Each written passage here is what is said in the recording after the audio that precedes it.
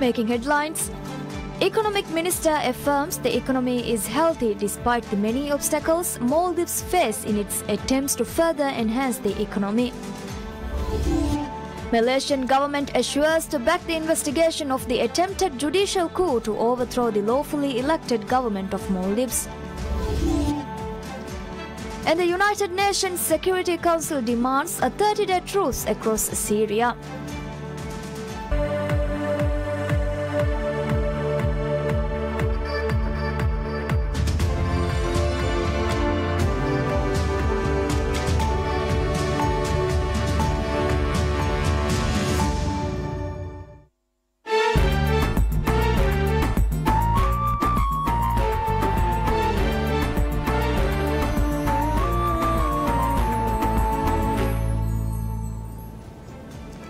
Bismillahirrahmanirrahim. Welcome you all to PSM News in English. I'm Zihunat Hassan here with the news in details.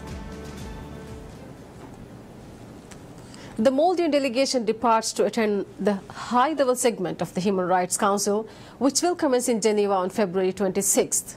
The delegation, headed by Minister of Education Dr. Aishat Shiham, include Minister of Gender and Family Zenisha Shahid Zaki, Permanent Representative of Maldives to the United Nations Office in Geneva Hala Hamid, and Additional Secretary at Ministry of Foreign Affairs Javed Faisal. As head of the delegation, Minister Aishat Shiham will be delivering the statement on behalf of the government of Maldives at the high-level segment of the Council on 27th of February.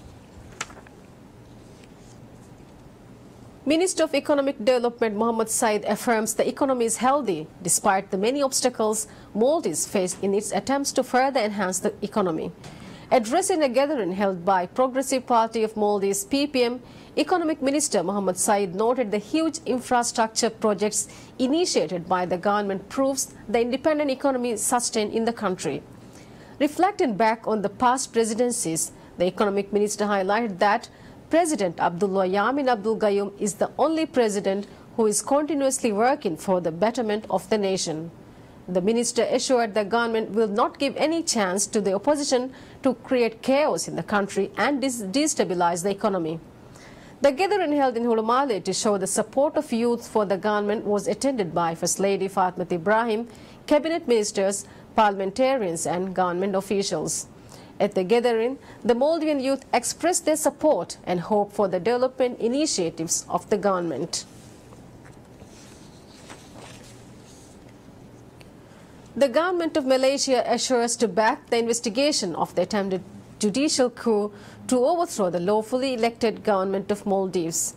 Spokesperson of ruling Progressive Party of Maldives, PPM, Ali Arif told a press conference that the Maldivian government has sought assistance from Malaysia as Maldives Police Service has obtained evidence which supports allegations that work related to the attempt to overthrow the administration was carried out in Malaysia. Quoting Maldivian Ambassador to Malaysia, Muhammad Fahmi Hassan, Ali Arif said the Ministry of Foreign Affairs of Malaysia has assured to gather and share any relevant information with the administration. Furthermore, he cited that Malaysia expressed confidence in Maldives to solve the current political issues by dialogue within the country.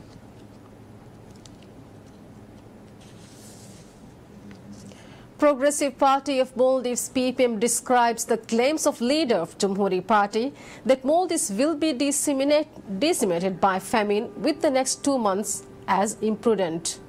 Responding to the claims, Deputy Leader of PPM Abdul Rahim Abdullah told a press conference that Qasim Ibrahim made the claims to create chaos among people and to convince more people to join opposition rallies.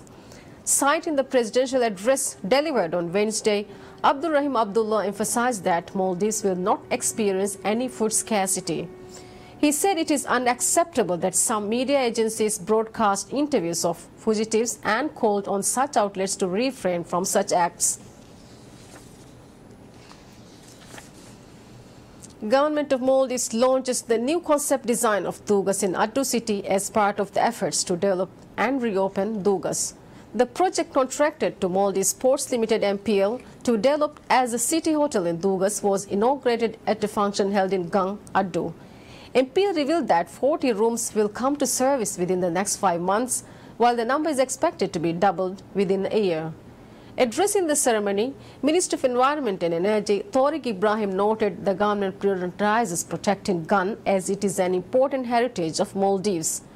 Highlighting the economy of Addu city is widely connected to Gun, Minister Tariq said with the development brought to Gun International Airport and the reopening of Tugas will directly benefit the residents of the city. The minister assured that even though the development of Tugas was previously neglected, the current administration will develop the hotel in a way that it will benefit the entire city. Maldives Monetary Authority MMA reveals that 55 applicants received loans in the first phase of the Affordable Housing Loan Scheme. MMA said the affordable housing loans introduced by the Maldivian government to enhance the living standards are well received by the public. Under Phase 1 of the loan scheme, tenants who have faced shortcomings in procuring funds to pay for apartments from Gakoshi and Arabia land plots can attain loans of not more than $129,400 from the banks. Furthermore, MMA has established a system in which the bank will finance the whole loan without the tenants having to pay any down payment. Minister of Environment and Energy Tariq Ibrahim reveals that dumping zones will be established in all inhabited islands by the end of this year. In an interview with PSM News, Environment Minister Tariq stated various extensive efforts have been exerted to tackle the challenges faced in waste management issues in the Maldives.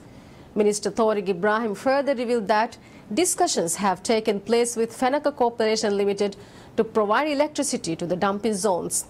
Waste management has long been a major issue faced in Maldives, and the government has pledged to implement a nationwide waste management policy to tackle the issue. In this regard, the government has established regional waste management facilities in 4 atolls, with more such facilities to come into operation this year. Department of Higher Education of Maldives extends the application opportunity for some of the scholarships granted by Indian Council for Cultural Relations (ICCR). The Higher Education Department revealed that interested individuals can apply for general scholarships provided by ICCR before 26th of this month. The department said 7 bachelor level slots and 8 master's level slots are available and urged interested candidates to utilize the opportunity. ICCR will cover all the expenses during the period of the studies. Minister of Health Abdullah Nazim Ibrahim states that President Abdullah Yamin Abdul Gayoom assumed office in 2013 with a promising vision of bringing total solutions to all developmental issues faced in the country. Speaking on the dialogue program aired on PSM News, Minister of Health Abdullah Nazim Ibrahim stated that President Abdullah Yamin Abdul Gayoom is a great leader who has always had a vision far beyond that of a normal citizen. Health Minister Abdullah Nazim Ibrahim said that such traits shows the essential qualities in a leader who would lead a nation to new developmental horizons. In this regard, the Maldivian Health Minister stated that President Yamin assumed office in 2013 with a promising vision of bringing total solutions to all developmental issues faced in the country and has broken the norm set by previous leaders in bringing vague and temporary solutions.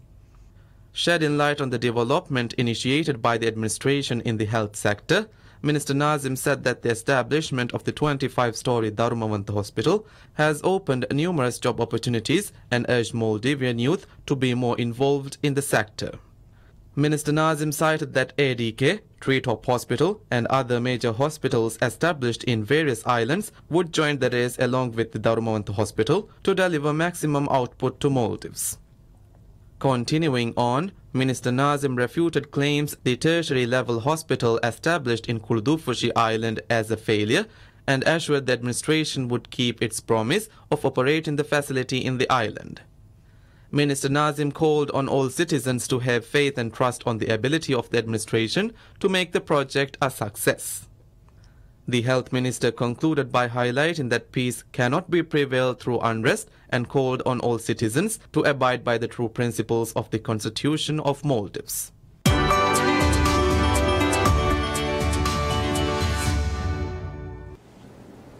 And now we look into the latest news updates from international arena.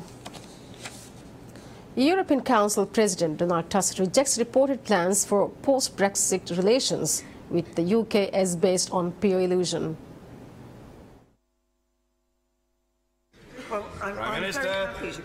Earlier in the week, British Prime Minister Theresa May's cabinet reportedly agreed on a policy of managed divergence from the European Union following an 8-hour meeting.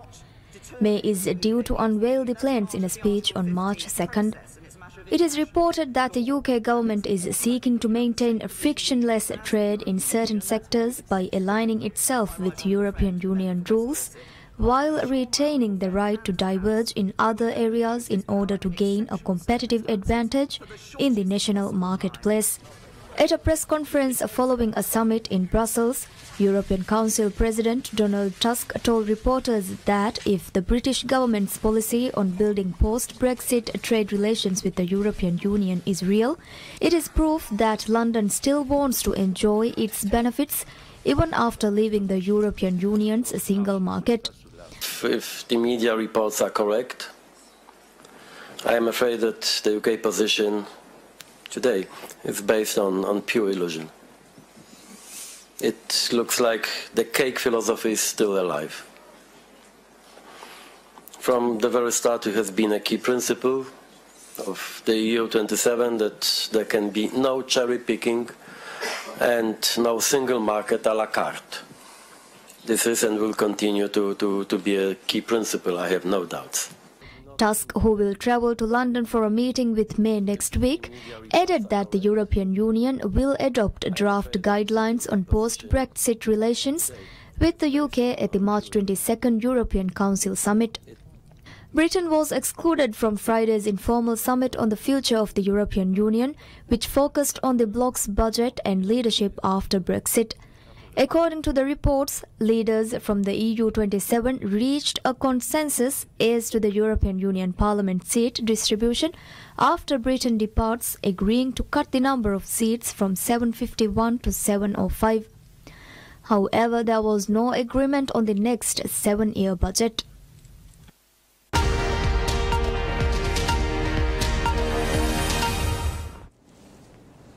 The United Nations Security Council demands a 30-day truce across Syria as rescuers in the country's eastern Ghouta region said bombing would not let up long enough for them to count bodies during one of the bloodiest air assaults of the 7-year war.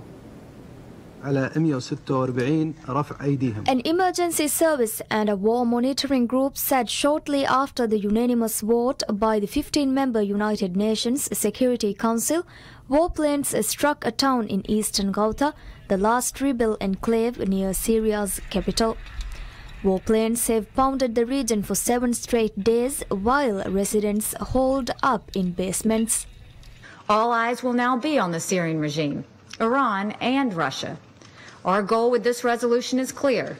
The Assad regime needs to stop its military activities around eastern Ghouta and for once allow humanitarian access to all of those who need it. We are deeply skeptical that the regime will comply, but we supported this resolution because we must demand nothing less. We owe this to the innocent people of Syria begging for help. While Syrian ally Russia supported the adoption of the United Nations resolution, Russian Ambassador Vasily Nebenzia cast doubt on its feasibility. Previous ceasefire deals on the ground have had a poor record of ending fighting in Syria, where President Bashar al-Assad's military has gained the upper hand. Nebenzia told the Council after the vote that demands of the Security Council to be underpinned by concrete on-the-ground agreements are necessary. After several days of delay and last-minute negotiations to win the support of Russia, the Council adopted the resolution, drafted by Sweden and Kuwait, demanding hostilities cease for 30 days without delay to allow aid access and medical evacuations.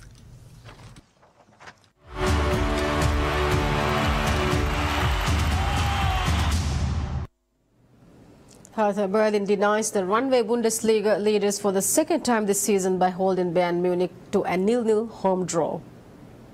Bayern Munich, who failed to score in a league game at home for the first time since May 2015, went 20 points clear at the top with 60 from 24 matches. But second-placed Borussia Dortmund can cut that advantage to 17 if they beat Augsburg at home on Monday. Hertha had frustrated Bayern in a 2-2 draw in Berlin in October, a result that proved to be Carlo Ancelotti's last in charge, with Jupp Heynckes brought in to replace the Italian and steady a rocking boat. The champions had the bulk of possession and chances, but were frustrated by good defensive work from Hertha, whose goalkeeper Rune Haysten made several stops from Robert Lewandowski and a diving save from Arjen Robben's free kick in stoppage time.